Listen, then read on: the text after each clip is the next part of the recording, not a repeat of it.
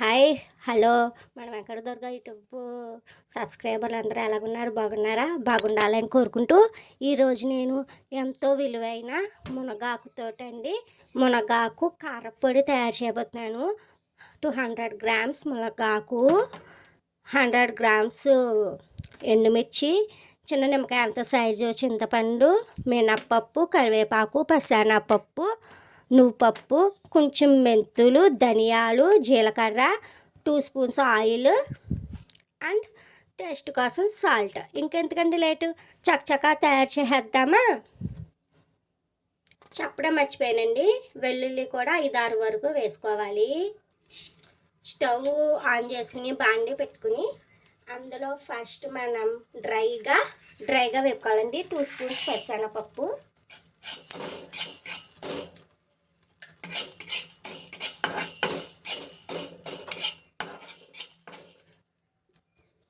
అలాగే మినప్పప్పు,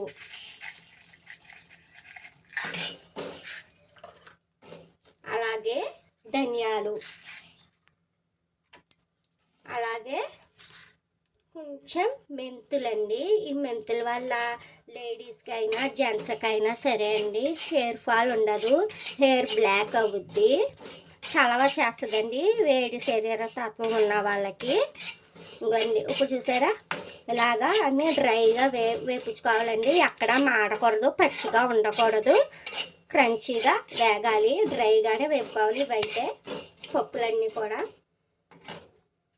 తర్వాత కొంచెం 1 స్పూన్ జీలకర్ర అండి.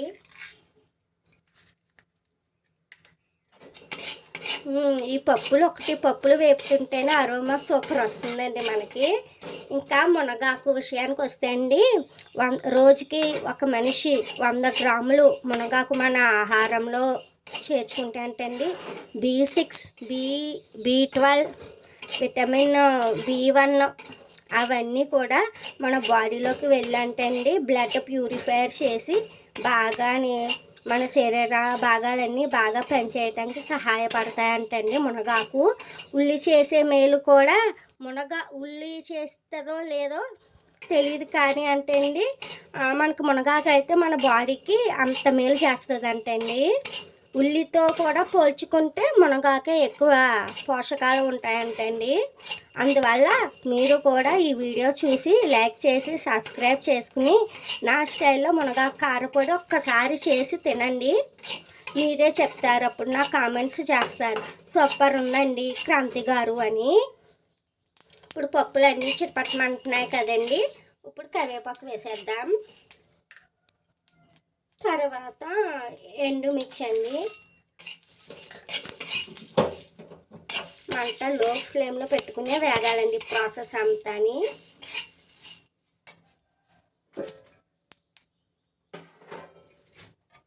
తర్వాత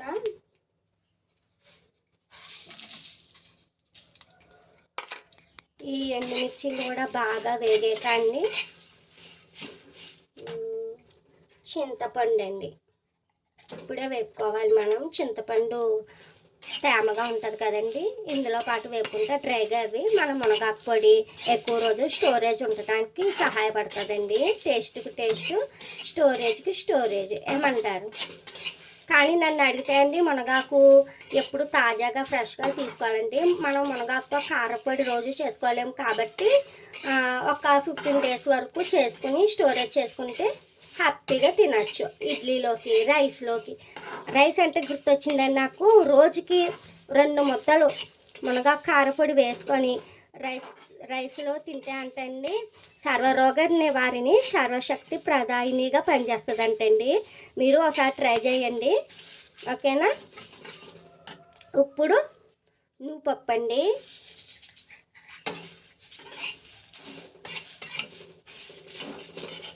ఇప్పుడు మన మెయిన్ ఇంగ్రీడియంట్ మునగాకు అంతా వేసుకుని బాగా ఫ్రై చేసుకోవచ్చండి. ఇలా ఫ్రై అవుతుండగా కొంచెం ఆయిల్ వేద్దామండి, ఎంతో కాదు కొంచెం వేసి ఒక్కసారి మంట హైలో పెట్టుకుంటే ఈ ఆకు పప్పులు అన్నీ కూడా ఈక్వల్గా వేగుతాయండి మనకి.